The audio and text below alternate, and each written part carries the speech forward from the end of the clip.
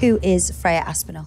Well, that's a very big question. Freya Aspinall, model and conservationist, generating millions of views. Dedicated to returning captive bred animals back to the wild. When I'm speaking about the animals, I'm speaking about like my family members. I mean, I've known them my whole life. I've known them more than many, many close people in my life. These are like my children. What is your opinion of a zoo? Well, zoos, they're the poachers in all of this. They're taking animals from the wild. 97% of all animals in zoos aren't critically endangered. What? Out of all the gorillas in zoos, we are the only person in the world to send one back to the wild. The zoos in Europe have killed up to 5,000 animals per year because they're not good for business. It's the biggest secret. Oh my God. What is your mission with that? I'm dedicating my personal life Yeah. to... There are definitely days where I'm like, oh my God, I could get killed by like humans. Hi, I'm Abbey CLANCY and welcome to Exhibit A. Today I'm talking to influential conservationist and model Freya Aspinall. Of course, I know who you are, but Freya, for those who don't, who is Freya Aspinall? God, I don't even know how to answer that. I don't know, just like girl that lives with animals. Girl That lives with animals, yeah. Quick fire. Okay. Where is your favourite place to be? At home, for sure. Like with the animals at the sanctuary. Okay. Outside with them. Just like in summer, there's like no noise, just sitting with them is 100%. Describe a typical day in your life. Well, I always say there's like two sides of like my day. There's, because if I'm with the animals, like my day is like I wake up, make myself a coffee, go and see the lions, spend a few hours with the lions, then go on a walk, feed the monkeys. If it's summer, I love cutting leaves. I'm such a grandma. Like we have like secateurs and we go and cut all these different types of leaves for the animals and it's just so therapeutic. Going and seeing the gorillas. Every Saturday and Sunday we do this thing which is called roof feeding, where at 12:30 we feed all the gorillas and like hundreds of different types of fruits and fresh herbs, chives, basil. So I do that every day. And then going seeing the lions again. And then if I'm like not with the animals, I'll probably be on a plane, like working somewhere.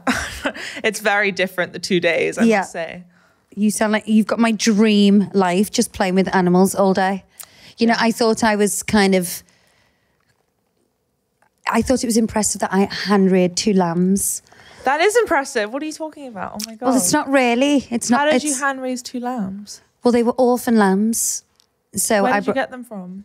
So my friend's got a farm and, you know, I've got 4 kids. So I was like, well, if you get any orphan lambs, I'll take them, have them in the garden. You know, I got a whole pen built in the garden, shelter, warmth. They didn't go outside. They stayed inside. They were just inside, wrapped in a blanket. I was bottle feeding them. Yeah, so oh my God, that would have been really cute. They're gorgeous. Did you have to like heat the milk up, like cool down the milk? I didn't do that, no. But I didn't do that to my human babies. Really? No, I think I did for the first one. When I was bottle feeding the lions, they were like so adorable. And it was like that stage you just never get back. If you could change one thing about the world tomorrow, what would it be? That's a very big question. I would probably, honestly, if I could change one rule, it would be like doing something very bad to these people that have animals as pets around the world and like locking them up because they're like despicable. And like those animals that are in like cages in someone's backyard in America, getting rid of them. I mean, that is really bad. Like zoos are one thing, but having animals as pets that are like, as you said earlier, on chains. Yeah. It's crazy. It's crazy. Like the world is moving so forward on so many things, and then you think back on this specific subject, and I'm like, on some subjects, it feels like we're going backwards. Yeah. Because even like, you know, with the RSPCA, and you see like, you know, people have been starving multiple animals or abusing them and neglect, and it's like, oh, this person's been banned for 5 years for keeping. I'm like, it should be 0 tolerance for me. You know what I think it is? I think it's like people need to relate to something, and like if there's a dog, like you know what's happening in China with like all the dogs, like this big, we can all relate to that because we have dogs. But I think it's really difficult to relate to animals that we have no relationship with, like tigers and lions, who you know, we see them as being so dangerous. We don't have that sort of sweetness the way we look at a cat or a dog, because they seem so exotic, which is why they're called exotic animals. So I think that's probably a big part of it as well. But then I also like I'm a big believer in like humans, when we get together on something, like I do think, of course, once all this knowledge is out there about the inhumane injustices that these animals face, I think everyone will come together, like, as I said earlier, like they did with blackfish and having whales and orcas in captivity. What is one endangered species that you wish everyone knew about?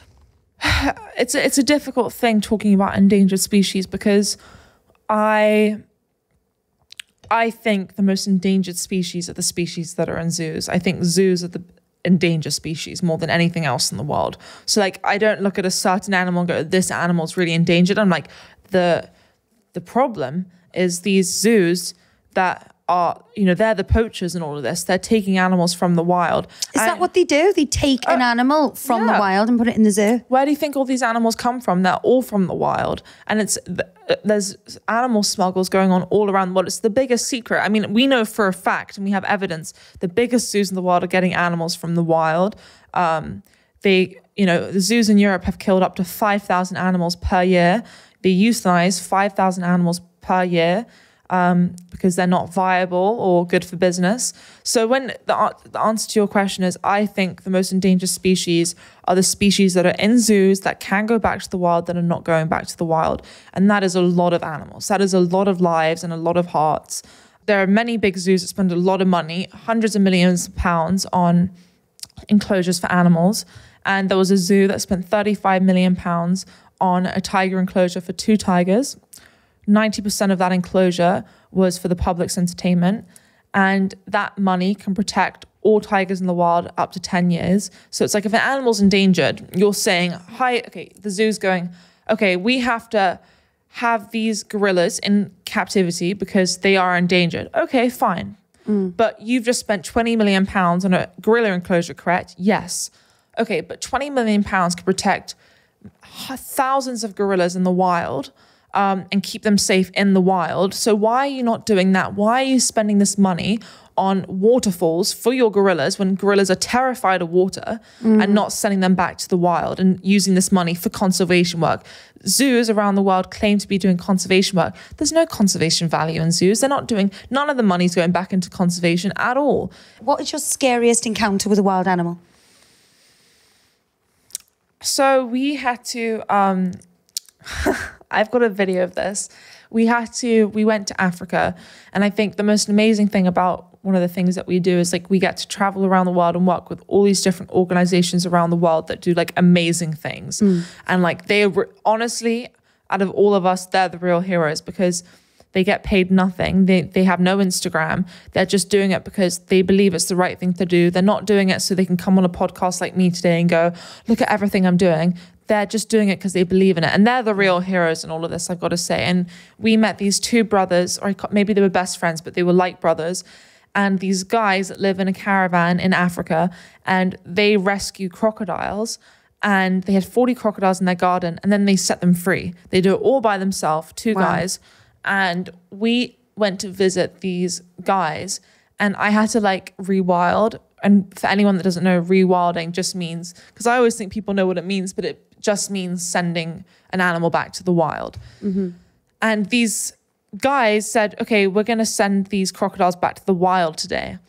You have to jump on. How big are these crocodiles? Oh, fully grown. Oh, gosh. And I had to go into this crocodile den with like fully huge. So these like over 6 foot, 10 foot. They were huge. These huge crocodiles. You've got to jump on their back, put rope through their teeth, blindfold them, tape their mouth, tape their eyes shut. And then we've got to pick them up, put them on a truck, and then put them like on the river, on the dam, on the riverbank, take off the tape off the tape of their eyes, and jump off their back. And I was like, oh my God. And I had to do a video. My dad was videoing it. He found it so funny, but I have never been so scared in my life. I had to jump on a crocodile's back, and crocodiles growl. I had to jump on their back and like put my hands on their face and like push their mouth down, because they can't like go like that with their mouth. So there's definitely been moments where like I've learned lessons with an animal, like a gorilla or a lion, where I'm like, okay, I won't do that again. And with animals, it's all about having a mutual respect. And but there hasn't been like a moment where I nearly died. What do you do to plan for risk? If you were in the enclosure, for example, and something was to go wrong? No, it's completely my responsibility. And like, I think that's really important to understand, because so many times, like, we villainify, if that's a word, the animal. So like, if something goes wrong, and I've thought about this a lot recently, but if something goes wrong with me or the gorillas and me and the lions, that's fully my responsibility. They're not the enemy. Like, You're putting yourself in that position. I'm putting myself in that position. And we've seen it so much with sharks. Sharks are always the enemy most of the time. It's all about understanding the animal. And as I said earlier, like, being present in the moment with a gorilla or with any animal is the most crucial part, and being on form. And I think that's where humans have gone wrong, and where all these influencers online have gone wrong, is because they always try and dominate and try and train or tame an animal. And you should never, ever do that. And that's where it gets really dangerous, because animals, we can't swear, but they're effing clever. Like, they see through you, by the way. Like, they 100%, and also they never forget. So if you F over an animal, they will remember. Yeah. And that's the worst mistake anyone can ever do with an animal, is try and dominate it. It's all about mutual love and trust, and like, being able to deal with that. And if they attack you, like, lions attack each other. Like, this is the thing, like, because Zemo and Zala, the two lion cubs at the UK, they're brother and sister. They full on fight with each other. And so when, like, if Zemo like plays with me and like starts biting me, I'm like, that's an honor. You've had such a unique upbringing. My dream upbringing. You know, I am animal obsessed, and, you know, can you just tell me some of your memories from a little girl, you know? Yeah. Being surrounded by these incredible creatures from day one. It's really funny, because like, the animals to me, they are just like family members. And like, for a long time, like, it's been so normal to me. Like, to think people think it's like interesting has been a really weird experience, because it's just like, it's me and my dad are always like, why do people find, like, if there's a video that does well online of me and the gorillas, and it's just me and my dad, like, why is this done so well? Like, it's the most boring video. But you know, like, one of my earliest memories was, we had these like 3 orphan gorillas at the parks, and they were going to go back to Africa. But before they went back to Africa, I grew up with them for like while they were still here. And like, I remember being like 4 years old and like running up and down on the grass and like getting bitten by one. But like, I thought they were like biting me, and I was like 4 years old. My dad was like, no, this is like a play bite, as I spoke about earlier. Like, the way they play with you is like by biting you, and the way gorillas tickle you is by biting you, which sucks, by the way, for us. But I think once, you know, it's always been so normal. I never really understood how unique it was until later on in life. And it's incredibly humbling. And like, growing up and like the animals, you know, gorillas and rhinos being your best friends, like, you're a freak. Like, but as a baby rhino, so it's like, so it's just gorgeous. I saw that on your Instagram. But it's just, you know, it's been really magical, I must say. Like, with growing up with that has been really, really magical. You hit the headlines before you were even born, you know, with the fact that your dad said he put you in the enclosure with a gorilla. At what age was your first encounter? I just have no memory of it. I have no memory of being with the animals when I'm like obviously a baby. But yeah, that's why they're family members for me, which is why, going on to our point earlier, which is the differences between, like, I think a lot of the times when we see in the media people talking about animals, and I think it's really hard for people to understand because it's so scientific and they've like studied it and they're speaking from like a textbook, or they're speaking because this is something that they've just got into in the past 10 years. Like when I'm speaking about the animals, I'm not speaking about like a subject matter. I'm speaking about like my family members. Yeah. So it's incredibly close to my heart, and I take it with a real sense of duty. Like they really are family members to me. I mean, I've known them my whole life. I've known them more than my best friends. I've known them longer than many close people in my life. So they're a big part of who I am. I think people can relate to that. You know, when people have a dog and they lose a dog, it's like losing one of your children or a family member. Like, so I don't think that's kind of unrelatable at all to feel that way. Like that is your norm. Yeah. You know, most people have a dog or a cat. You've got lions and tigers and gorillas. So I don't think we shouldn't even have them. Like me and my dad always say, like, if we were given this position today and have animals in captivity, like, we'd never do it. Like, we'd much rather not be in this position. Like, it's not like we want animals in captivity, but this was something my dad grew up, he was born into a life where gorillas were his best friends. So how did that happen? This is like where we get into it. This is what I want to know. How did your family come to acquire all these exotic animals? Yeah, so this all happened in like the 40s and the 50s from Harrods. It's a department store in London. So Harrods in the 50s used to sell exotic animals, and it used to sell lions, it used to sell cheetah, it used to sell gorillas, and there were stores all in London that used to sell exotic animals, which is crazy. Yeah. And in the 50s, my grandmother and my grandfather were walking around Harrods and they saw this dying monkey, and my grandmother really wanted to get this monkey, and my grandfather was like, absolutely not. And they had like this screaming argument in Harrods. And what kind of monkey was it? Like a chimp? I think it was a smaller monkey, and my grandmother won the argument and they bought this monkey. And my grandfather was like, we're calling it dead loss because it's going to be dead within a week. And anyway, it survived and it had like 50 offspring. And then my grandfather got the animal bug and started buying more animals, which is crazy because times were so different back then. The fact that you could just like buy animals is just crazy. And in the city centre, in the heart of London, yeah, like everyone with was no doing land, it. Many people had many exotic animals, and it was when he finally bet all his money in a horse race on this piece of land, which is where we live today. He started what it is now, the sanctuary, but he started building all these enclosures for the animals. And in all fairness, he was the first person in the world to send a gorilla back to the wild. And Diane Fossey wrote in her book, if she was to ever have any of her gorillas in captivity, she'd have them at our wildlife parks because they're the only gorillas in captivity she's seen act exactly the way they do in the wild. Growing up, he was the outcast of his family. That's a whole other story, but the animals truly were his best friends. Like, every meal time was with the animals, and, they lived in the house. The animals fully lived in the house with him. And was that safe? Depends what you mean by safe. Like, to us, it was to us, it's completely fine, but maybe to other people, again, they're family members. Like, not all family members are safe to the other people. That's so true. Yeah. We've always said to have the animal gene, it's like, you know how your father can be a writer and then you're a writer, or you're a doctor and then your son becomes a doctor. It's like a genetic, and he got the animal gene, his siblings didn't. And his siblings would be going on family holidays and he was left behind and he was with the animals. Did he want to stay behind?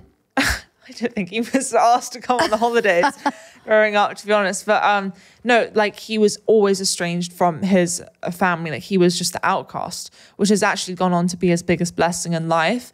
But no one got the animal thing, and the animals were his family. Yeah, because he didn't really have a family growing up in a way. Like, they were his family. Like, those gorillas were just the only thing he knew. I've had family, I've had friends, like, but for him, that was really it. And so anyway, so he grew up with animals, and as he got older, he kind of, I wouldn't say, he butted heads with his dad quite a bit because he didn't understand, Dad, why are you not sending these animals back to the wild? I really think we should stop breeding them and start sending them back to the wild. And him and his dad, that's a whole thing, but it's a generational thing, though, isn't it? They just didn't understand it was generational. Yeah. And then when my grandfather died in 2000, which was 3 years before I was born, my dad, the parks were losing money. They were a poison chalice. Like, nobody wanted to take them on. And my dad was like, this is my chance. I can really turn this around, and let's turn this negative into a positive. So over the past 20 years, he has done the most amazing things. He's rewilded, which means sent back to the wild nearly 2,000 animals.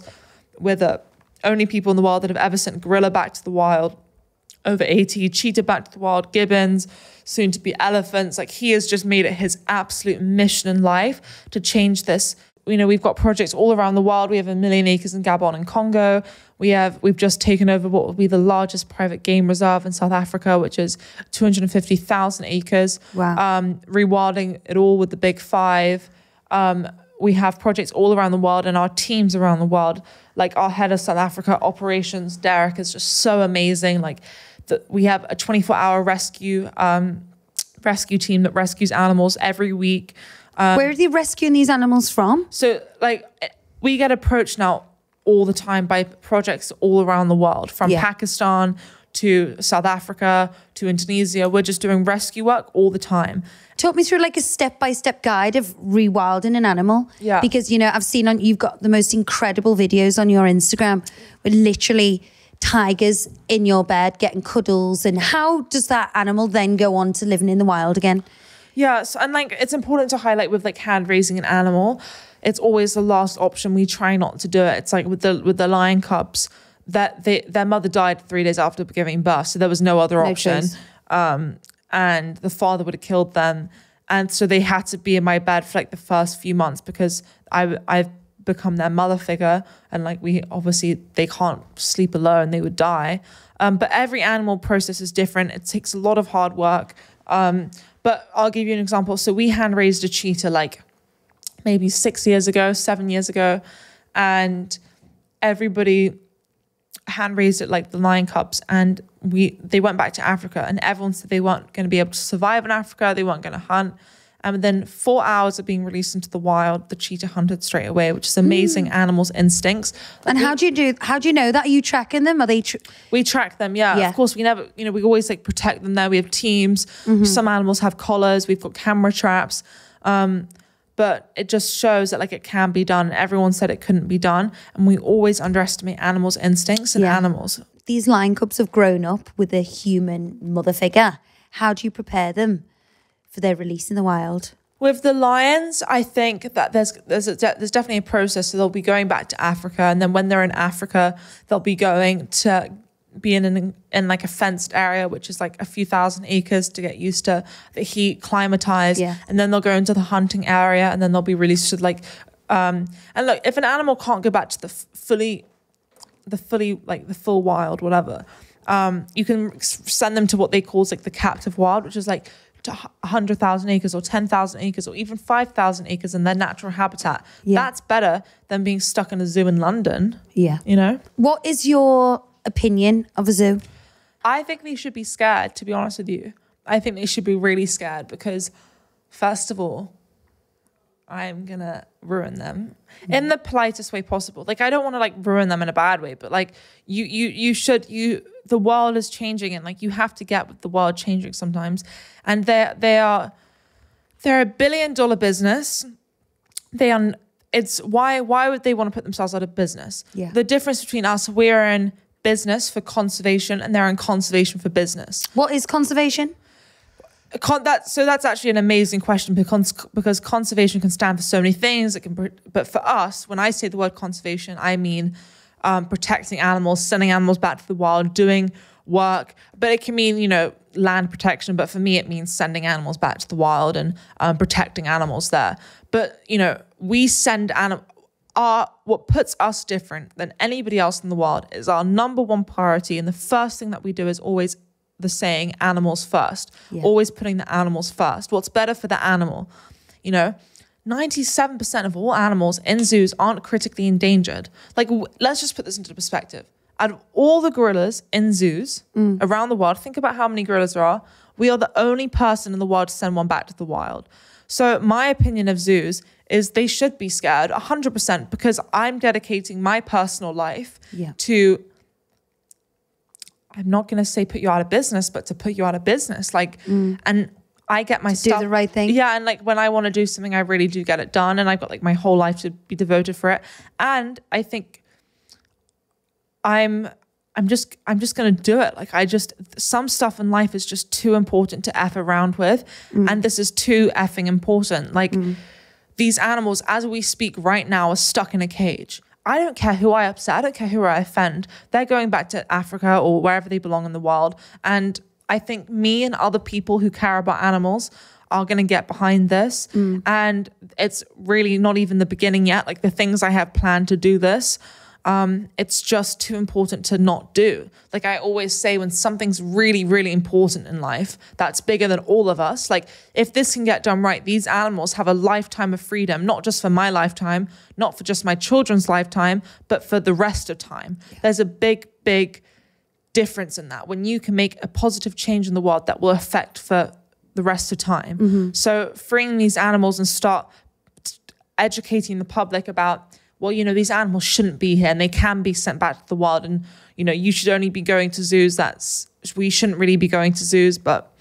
Yeah, because if, like, my kids love animals. Yeah. How do we educate the public on where to take the kids if they want to see these? Like podcasts like this, like social media, like I don't need to be going to big conferences and like doing like boring articles in the press that your kids are not going to read. Yeah. Like I should be working with people that like your daughter watches all the time. Like I am such a big believer in like listening to what's around you. Like all my friends, they all love animals, but they don't really care. Like they all have their own lives.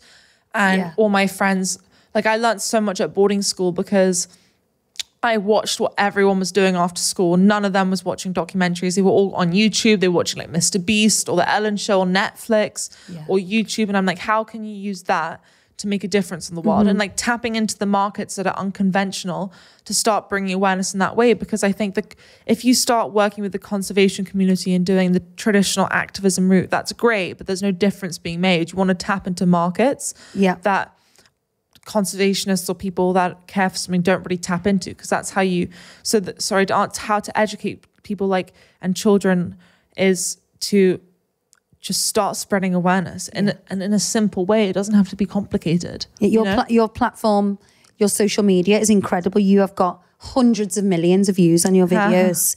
And I think it's almost like a modern way of educating the younger generation on that we need to make a change and help these animals. Yeah. I think. Well, we have to, right? Yeah. Because, by the way, if not us, then who?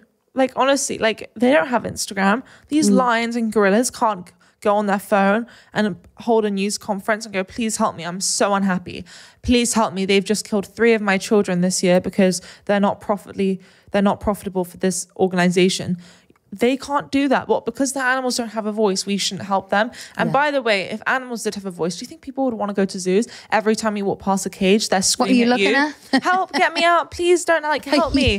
Like, have you seen the condition of these animals? Like, we don't need them to speak. Just look at them, you know? It's heartbreaking. I saw a thing on Instagram the other day and it was like the reason, you know, I'm not overly religious, but the reason why God chose animals not to speak is because love and loyalty is amazing through actions and not words. And I just thought, oh my God, it's one of the things that's taught me the most, like with animals, is the connection you have with them. Me and my dad call it crossing over, but having that type of, like, sometimes I'm sitting with the animals and like they, especially the lions, like they really love me, and being able to. How do you know?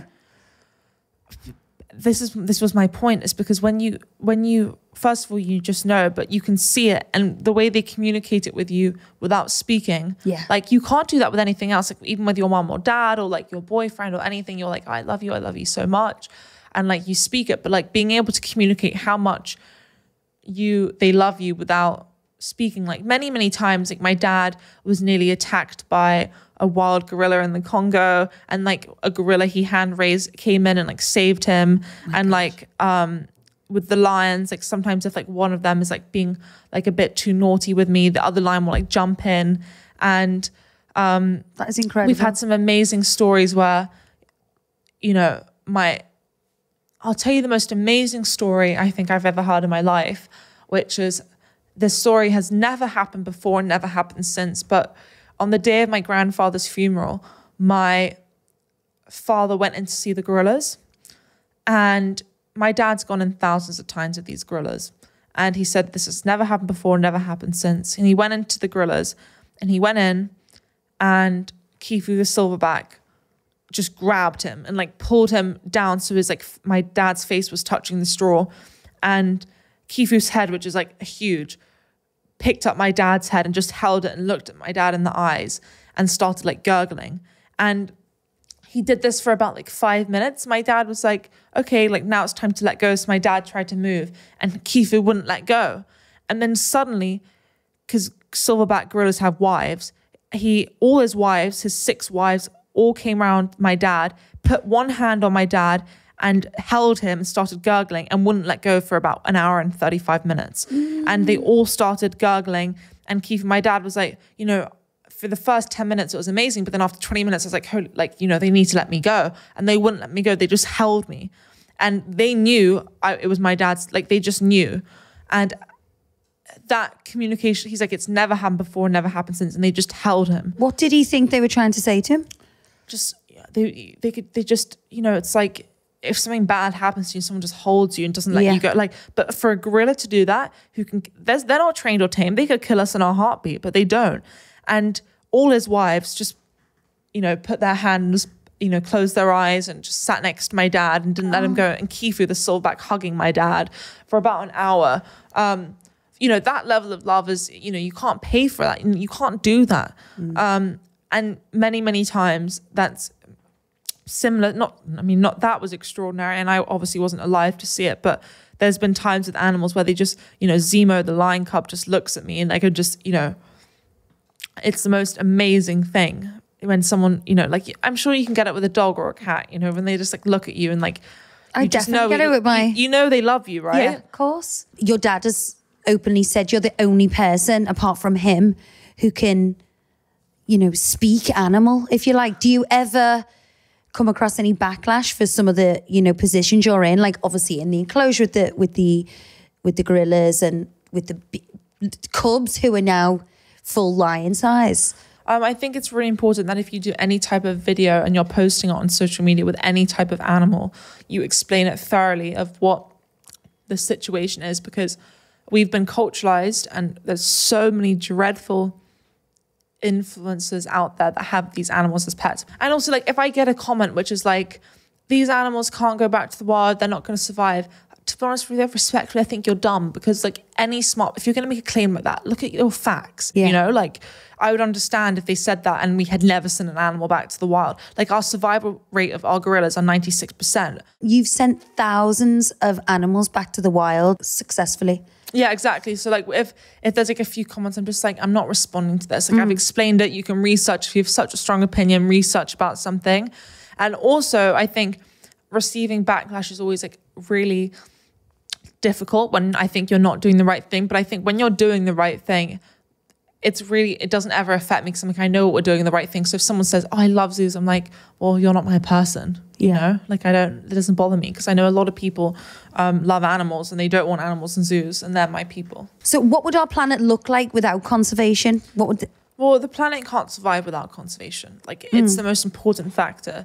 It's how the world runs. You know, we need these animals. It runs the whole like ecosystem. I mean, of course it does. I do, you know, to be honest with you, I have a lot of hope for the future. I'm really, really excited about it, because I do think social media can be such an amazing tool. And as I said earlier, like, I think that it's now time that you can have people that care about conservation and activism that's not so extreme. Like, as I said earlier, you can care about animals and eat meat. You can care about animals and wear leather. Like, I don't need to be like gluing my hand to this chair and like pouring blood all over you saying like animals are important. Like, no one's going to respond to that. I know they don't respond to that. So now I have hope that my wish is for, like, you know, there are some amazing activists around the world. By the way, I hate that word activist. I need to stop using it. I find it so annoying. But there are some amazing people around the world that stand for amazing things and are doing amazing work. And I think now it's time to give them more of a voice. And like, I've met some of the most amazing conservation people around the world that do more for animals than any of these people who are at these like big organized charities. And they all eat meat. They all do this. I don't eat meat at all, but I'm saying that I've met some people that, you know, there are these amazing people in Africa who live in the middle of the forest, like the rangers. They have leather boots. Like, what are you talking about? Like, you can care about animals. And I think it's important now to have this whole wave of new people that care for something that aren't so extreme, because that's how a difference being made. And I do want to highlight that I do think in a point of time in history that you needed to be extreme. Like, you know, 50 years ago, that worked. But I think nowadays people are so bored of that. And they're so bored of like the 20-year-old that thinks they know everything about everything and like start lecturing you. Like, I don't want to lecture anybody. Yeah. I just want to be able to have a conversation and also learn. Like, I'm enjoying learning so much about this topic. Extinction is happening at 100 times faster rate than evolution. You know, what will happen if we don't act now? Well, there'll be nothing. It will all go. It's very simple. And also, do you know how much money is being wasted on, I mean, it's so sad, but it's just money being wasted and doing absolutely nothing for conservation. And there's so much potential. There's so much, like, if we were given the right amount of money, there's so much amazing work that we could do. How much does it cost to run your parks each year? You know, there's never enough money because there's always stuff to be done. How much does it cost to send an animal back to Africa? Like an elephant, for example. How do you even get That's expensive, on the a elephant plane? one. We're sending 13 elephants on 2 jumbo planes on Qatar Airways back to Africa, and that is an expensive one. Can you not get like do they not volunteer the planes? Qatar Airways is giving us the planes. But it's expensive because we spend an awful lot of money on the crates. Yeah. It's expensive, but again, it can be done. There's been some really wonderful people that have been supportive, but it's never enough. Like with this sort of thing, there's so much money to be raised and to get, which is why I'm like, my opinion is if I can build a platform that's really strong, hopefully I can generate more money for these animals. Like that's my main goal, because I also think like if you can make something trendy, people with money love to like be a part of something that's trendy, you know? Yeah. I've seen it so many times where big people with a lot of money are giving to like celebrities or something because they're a celebrity. I'm like, oh, even if I can just develop half a platform of any one of these people might want to give more money. Like that's like the whole point of this is, again, doing it for these animals, because we have to do it, because if not us, then who? No, it's so true. Like, because I think, you know, 20, 30, 40 years ago, this wasn't on people's radar, like animal extinction, you know, but I think the younger generation, like even like my kids, like, oh, mum, we don't want to use plastic bottles and we don't want to do this. I think they've got like such a... I'm always amazed by like the people that were doing this before me, like even Leo DiCaprio and like Stella McCartney, like all these people that were standing for this 30 years ago before it became trendy. I'm just like, how like that must have been so difficult for you, you know? Yeah. Like that just must have been... Just to be heard.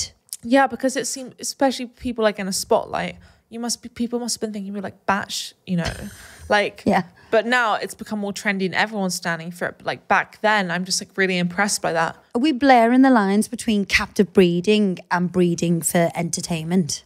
So it's the thing, we breed animals that are meant to breed. So for example, gorillas that we send back to the wild, they live in family groups. So to not breed, for gorillas not to have a family and to have children is incredibly unnatural for them, you know? Yeah. They have to breed, it's what they do naturally. Lions, you know, can live individually, rhinos can be just in pairs, but gorillas are a family group, so they need to breed.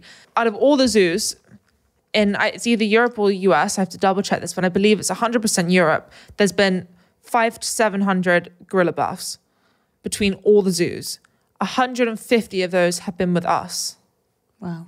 So most zoos, and there's thousands of zoos, I actually think it's 500. So there are only 500 gorilla births out of all the thousands of zoos, and we've had 150. And most zoos don't have more than like one, if they have that at all.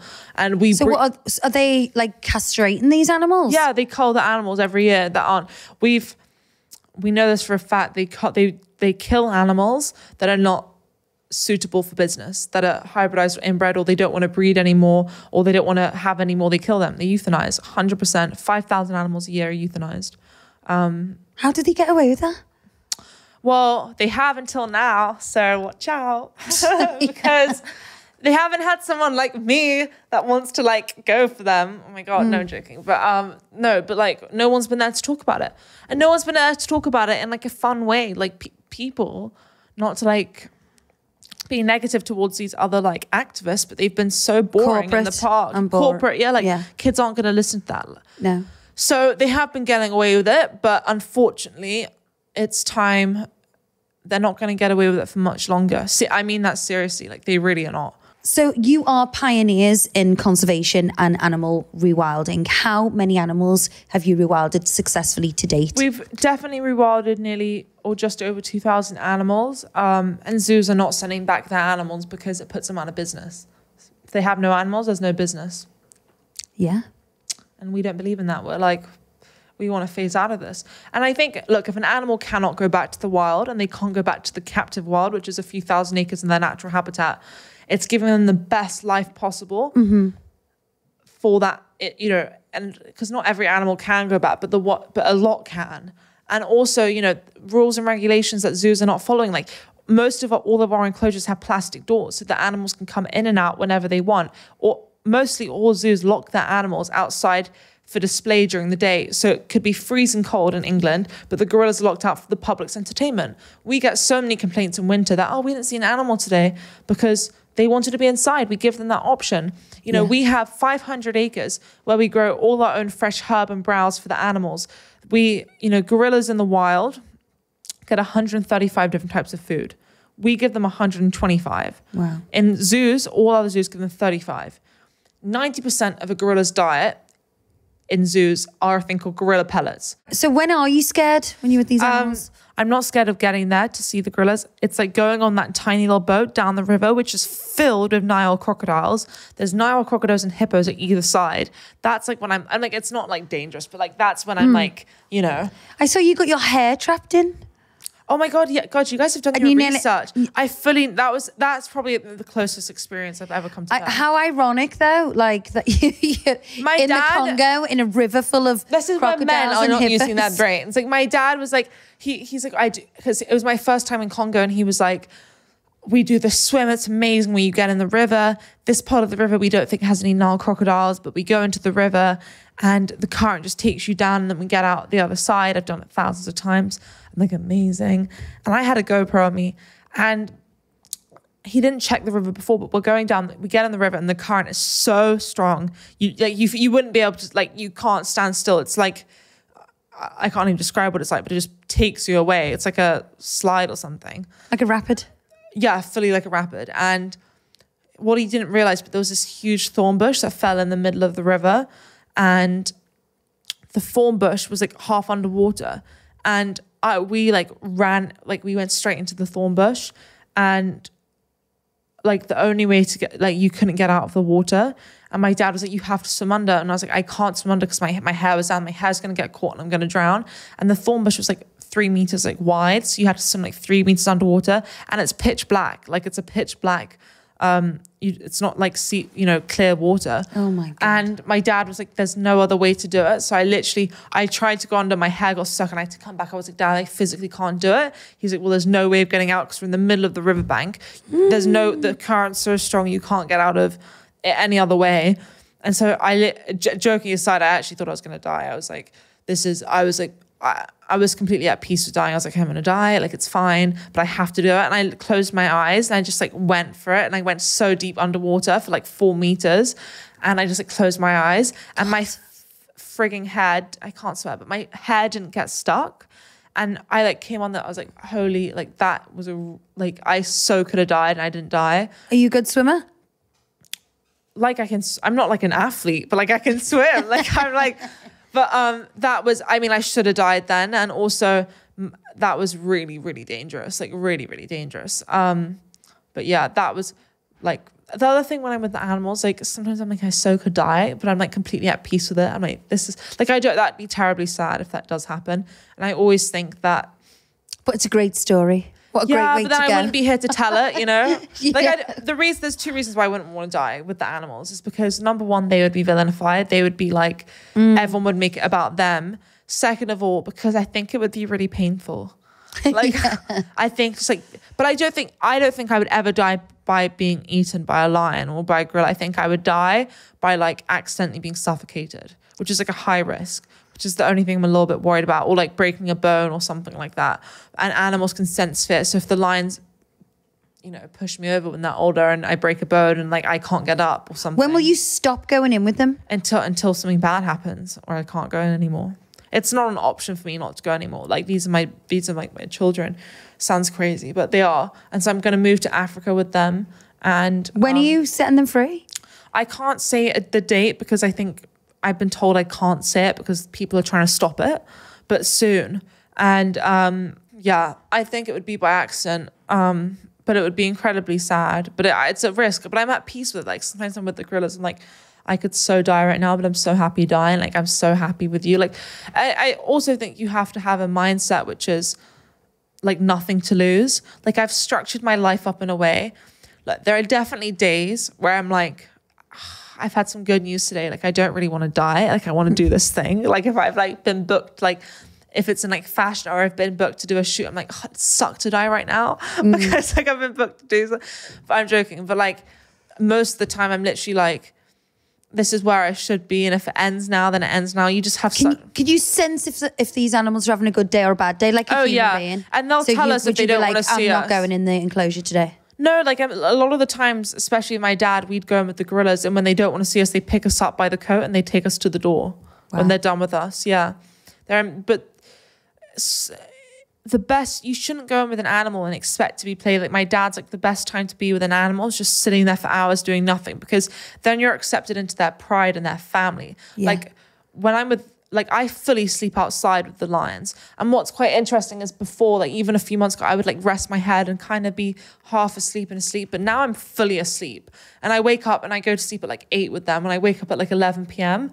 And I'm like, oh my God. And sometimes like Zima's just looking at me like that. And I'm like taken aback. I'm like, I shouldn't really be sleeping. Like they're lions. But it's amazing. And that's when you become part of their family. You don't want to be like, you want to be just sitting with them. That's what they do all day. You've rewilded over 2,000 animals to date. Has there ever been an instance where it hasn't gone entirely to plan? Yeah, I mean, there's definitely projects, that become a lot more difficult and are really difficult to do with rewilding. And there are definitely times when things happen unexpectedly.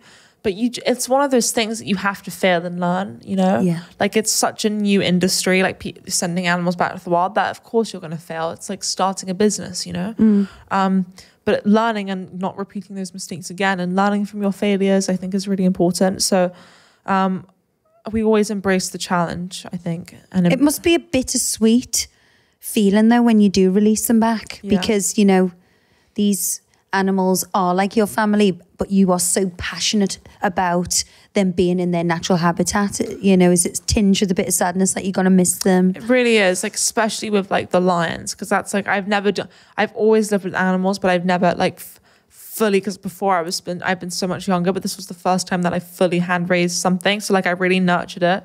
And when they go back, it's 100% where they belong, but of course I'm going to miss them terribly. But I'm going to be in Africa like a lot.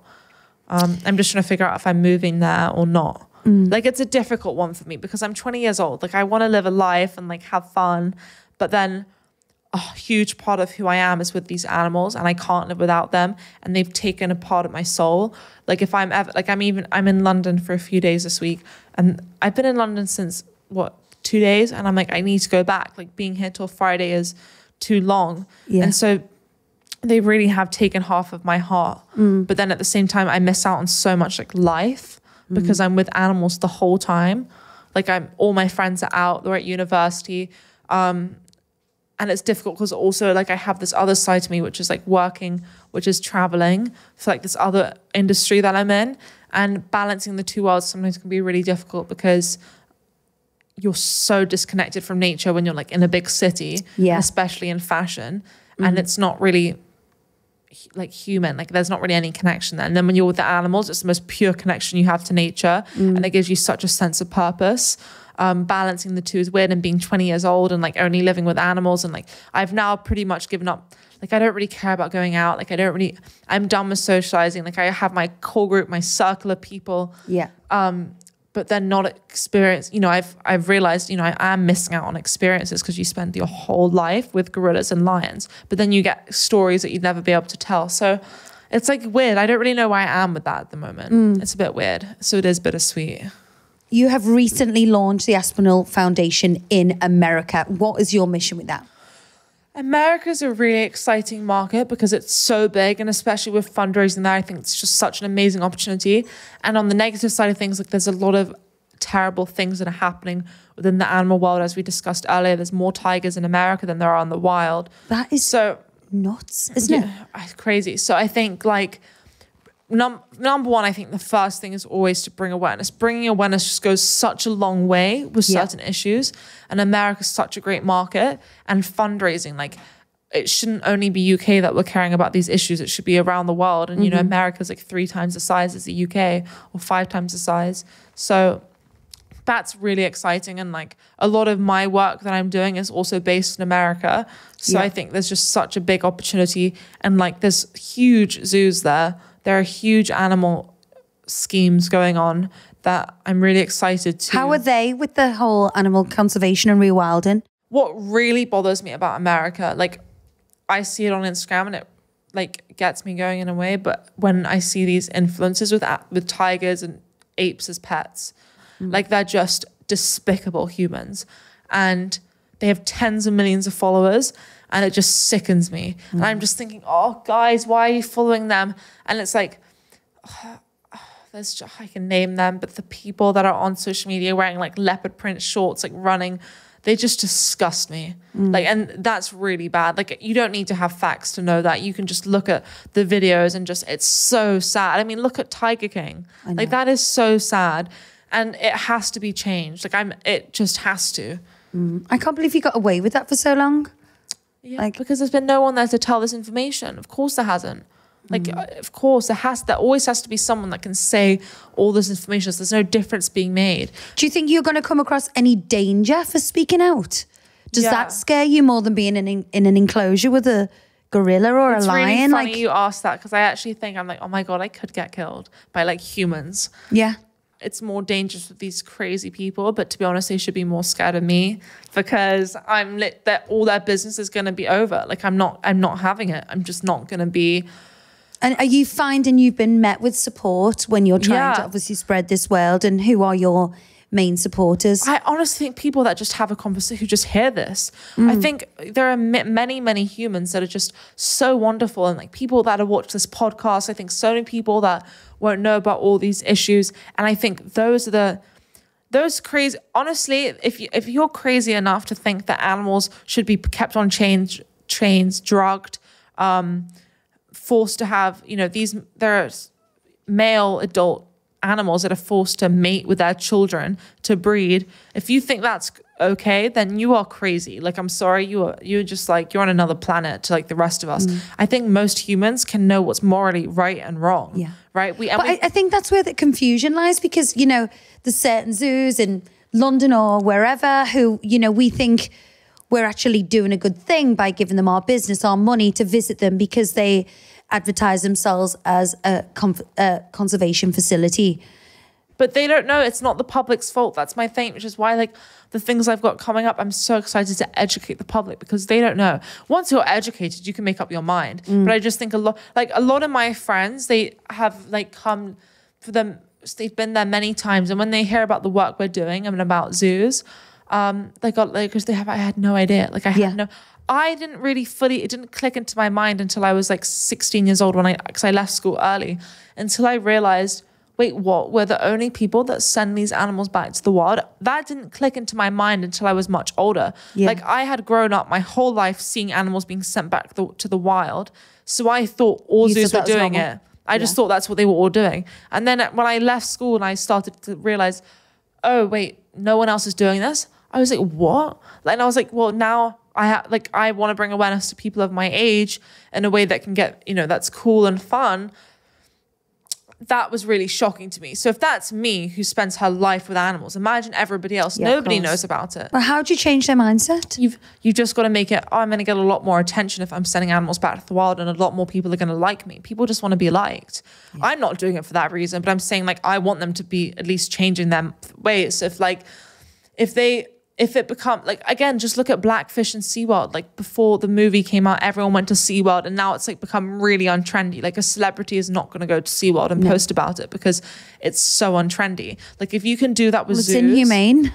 Yeah.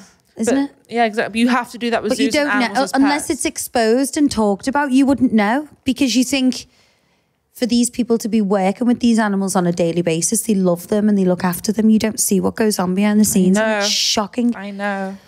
So for anyone listening today, how can we make this change happen? I always say just put yourself in other people's shoes, but in this case, animal shoes. Like truly just like have a moment to yourself. I said this the other day somewhere, but I said like, if you can just, whoever's listening to this or whoever's watching this, if you just for 1 minute, just think about the room you're in right now, or if you're in a car or if you're in a gym, just think about the room you're in right now. Never, ever having left that room, and you will never leave this room. And you're going to have children in this room, and they're never going to leave this room. You're never going to leave the room you're in right now, ever. Nor will your children or your children's children. How would you like it? Yeah. And I said this the other day, but we hated lockdown. And put yourself in other people's shoes, and in this case, animal shoes. Of course, donate, like money's great. But if you can't do that, because not everybody can, just put yourself in their shoes, how you'd like it. And we should also speak about the, like when people say, oh, you know, well, we can't all afford to go to see Africa to see animals in the wild. And I said earlier, I was like, well, how many people do we know that children love dinosaurs and have dinosaur parties and they've never met a dinosaur? You don't need to see animals to care about animals. Yeah. Like as long as you have a heart, you know. That's such a good point. Yeah. Social media is such a powerful platform for education and for informing the next generation. Like when Instagram first came out, I was like 12 or like 11 or something. And I was doing what I was doing with the animals. My dad was like, you have to post about it. Like you have to. And I would never do it. Like me with the rhinos, me with the gorillas. Because I was going with like an 11-year-old with the videos you see now that are doing so well. I was doing that at 11 and it would have made much greater content. I would have grown my following so much from such a young age. But my dad, and I just never did that. Like growing up, I never posted about the animals because like all my friends, like the people at the time that I followed, we were all posting videos of like trying to look hot for guys and like in bikinis. Yeah. And like suddenly if the only people I follow suddenly see this like weird 11-year-old or 13-year-old like with a gorilla, like it's just weird. Like you didn't do that at school. And it wasn't until I was like 16 that I was just like, effort, like I'm just going to post about it. But it was like so awkward because like everyone else my age was like not doing that. Well, I think that's the thing with teenagers. I know with my daughter, like they all want to be clones of each other. They just want to fit in. And anything that's different or slightly different, they do not want to stand out. Well, because did you see that Jordan Peterson analogy? It was like, there's a reason, like he's like, if when a lion is hunting zebras, they all run because they run in a herd. They all run and you can't, they just hunt any zebra because the lions all get muddled. No one stands out. They were like, but if you put a red dot on a zebra, if you painted a zebra red, which one's the lion going to go to first? It's going to go to the red zebra because it stands out. And the moral of the story is anyone who stands out from the crowd always gets attacked first. As a target. So it's like you get made fun of by older years or like, you know, so obviously, and then you just get to wage where you just don't care. And that's it. And then you get old like me and then you're just like, fuck. No, but then they all are like jealous. Now they're all thinking it's cool. I'm like, well, but you guys didn't think it was cool. Yeah. What are your hopes for the future? I have a lot of hopes. I really hope, and I'm going to take a long-term view here, but you know, when I'm older, like, you know, when I'm getting to the age where I'm on my deathbed, I can just really feel at peace and really happy with the work I've done. Talk is one thing, but really, you know, walking the walk. And a lot of people talk about making a difference, but actually making a difference. And I try in the next 25, 30 years to phase out of as many zoos as possible. And, you know, I think you'll know the difference you've made when you're not here anymore. I do think the first step right now is to just bring awareness. That's key. And trying to get more people to understand and explain these things more simply. Like I can explain it in a complicated way, but people don't understand that. Just trying to explain it more simple. So what is your plan for the next 6 months to action some of the things that we've been talking about today? My plans, there are some projects that I'm putting together that I think when they get picked up or whenever that happens, that's going to be really, really important. My plan for the next 6 months, God, where are we in the year? So I honestly I'm really continuing to build my social media. We're sending the lions back to Africa. So I'm really, especially while the lions are still here, enjoying my time with them. Yeah. And just like having like an amazing English summer, like just like run, like, you know, like with my iced coffee, like in a dress, like running around the lions. Like it's so like Can I come? aesthetically Can I pleasing. come? Yeah. Do you think we look at animal conservation through too much of a privileged lens in the West? You know, we don't have to deal with some of the consequences like the natives do, like stampedes, you know, animal invasions. I see you don't need to have like a lot of money to care about animals. That's just an excuse, you know. But working with people, they're amazing people. I think if people want to do the right thing, people can come together in amazing ways sometimes. Like we can look at this about cultural events that are going on around the world, or like when natural disasters happen, when there's a tsunami or flooding, like the way humans come together, you don't have to have money to do that. But you can help raise money. And, you know, again, with crowdfunding platforms like Angel Link, GoFundMe, all these people, like you can raise money for amazing stories. Yeah. And when humans come together, we can do remarkable things sometimes. And I don't think we should ever underestimate that. Thank you, Freya. I am Thank you. mesmerized by My first podcast. And you were a pro. I think, you know, hearing you speak so passionately about something you truly believe in is so inspirational. And I think, you know, You wrote a script for me that I'm just reading. yeah. And everyone listening should follow you on your Instagram, see the incredible work that you're doing. Aww. And yeah, let's get more animals back to the wild. Love you. Thank you. Thank you, Freya.